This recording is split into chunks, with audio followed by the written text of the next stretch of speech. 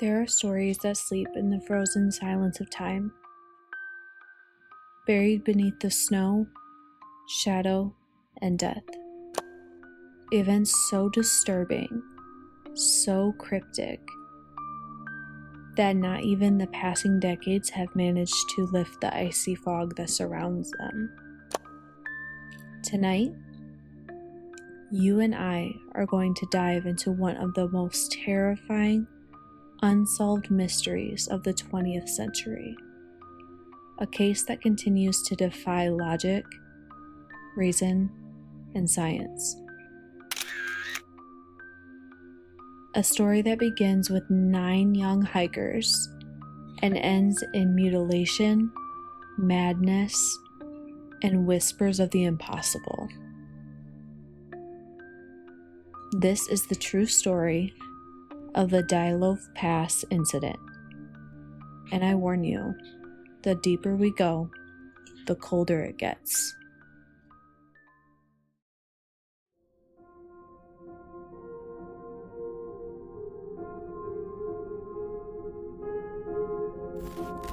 Hauntress.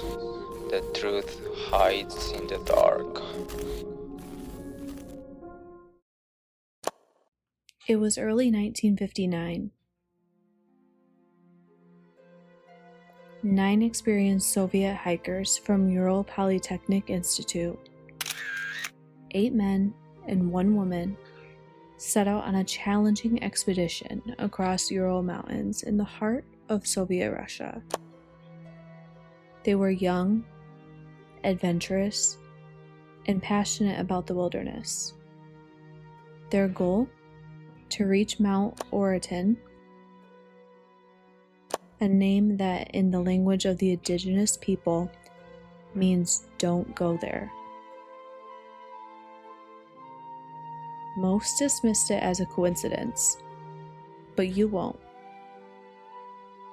The journey began on January 23rd. Spirits were high.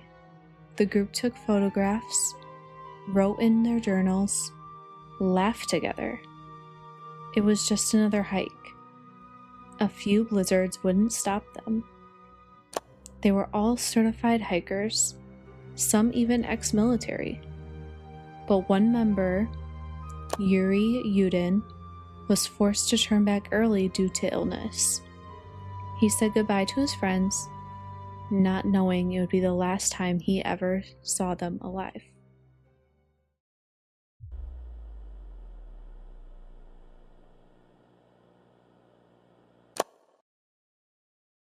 Days passed, then weeks.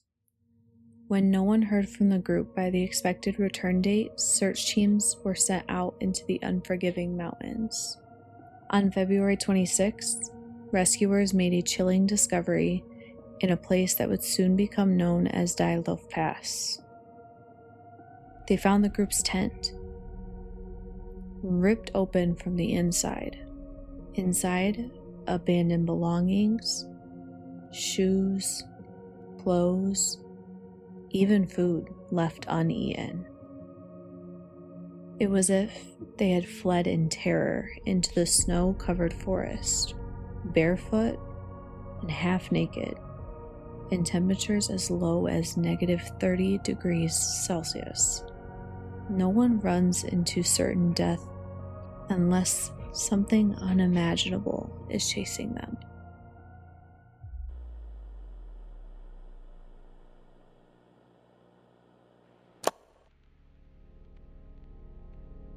As they searched deeper into the forest, they found 2 bodies first, Yuri Doroshenko and Yuri Kurvaroshenko, lying under a cedar tree, barefoot, wearing only underwear. Their hands were badly burned, possibly from trying to light a fire. Nearby, 3 more were found, Igor, Sineda, and Rustam. They were spaced out, as if they were trying to crawl back to the tent. Slobodin had a fractured skull. but it was months later when the remaining 4 were found in a ravine. That's when things turned nightmarish.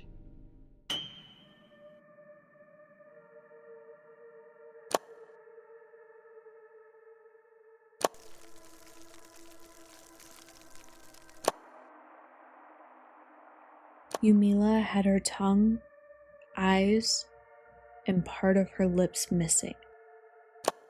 Her ribs were broken, as if crushed by a force beyond human strength. Thibault had a massive skull fracture.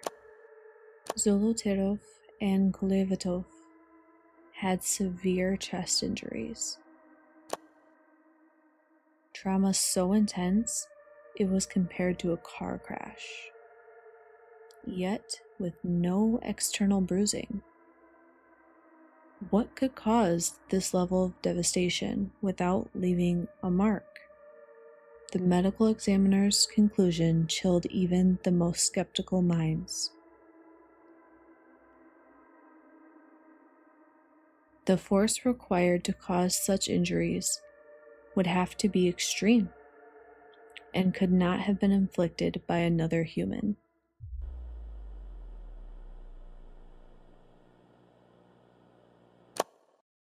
What happened that night in the Dyatlov Pass? Theories exploded. Avalanche? No. The slope wasn't steep enough, and their footprints remained undisturbed. Animal attack? Unlikely.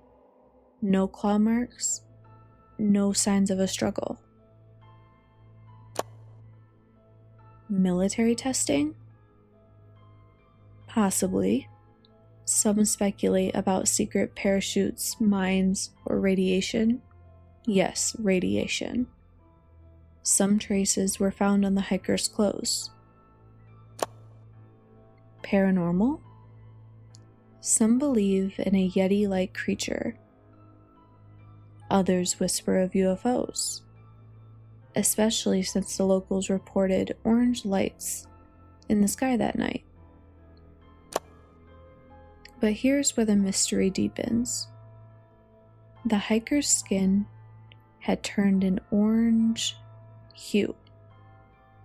Their hair appeared gray, even though they were young, and their clothes emitted radioactive readings far above normal. Why? No one knows. The case was officially closed by the Soviet government with a vague conclusion. The hikers died due to an unknown compelling force. Then, silence. Files were hidden. Witnesses were discouraged. The site was quietly marked forbidden. But the public didn't forget. Over the decades, the Dyatlov Pass Incident has only grown more mysterious. New theories appear. Old facts are questioned. Even modern technology has failed to provide a conclusive answer. And maybe that's the most terrifying part.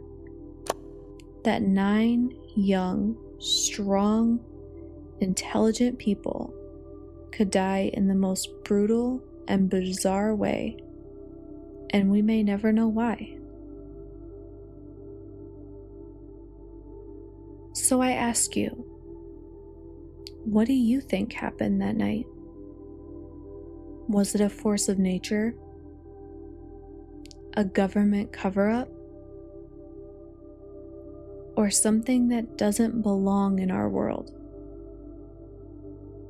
Leave your theories in the comments. I'll be reading every one. And remember, sometimes the most terrifying stories are the ones that really happened. This is Hauntress, and tonight you walk through the snow with me. You saw the footprints vanish, you stared into the dark, and you felt the cold that never left. Until next time, stay curious, stay cautious, and stay out of the pass.